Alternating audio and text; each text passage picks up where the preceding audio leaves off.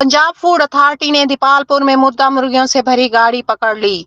1200 kilogram मुर्दा मुर्गियों का गोश्त बरामद करके ताल्फ कर दिया गया। मजीद बता रहे हैं ओकाड़ा से नुमाइंदा ज़माना न्यूज अब्दुल वहीद अंसारी अपनी इस रिपोर्ट में। महकमा फूड अथॉरिटी ने दौरान चेकिंग एक गाड़ी नंबर LES 4379 को अमली मोती पाकपतन रोड के करीब चेक किया। इंस्पेक्शन के दौरान भारी मकदार में मुर्दा मुर्गियां बरामद की गयी, जो मार्केट में मुख्तलिफ फूड पॉइंट पर सप्लाई की जानी थी। सप्लायर को मौका पर गिरफ्तार करके थाना सदर दीपालपुर में FIR दर्ज करवा दी गई। इस मौका पर DG Punjab food authority Mohammad Asim Javed का कहना था कि मुर्दा मुर्गियों की सप्लाई का कारोबार करने वाले इंसानी जानों के दुश्मन हैं। इनका मजीद कहना था कि सेहत दुश्मन अनासर किसी राहत के मुस्तहिक नहीं।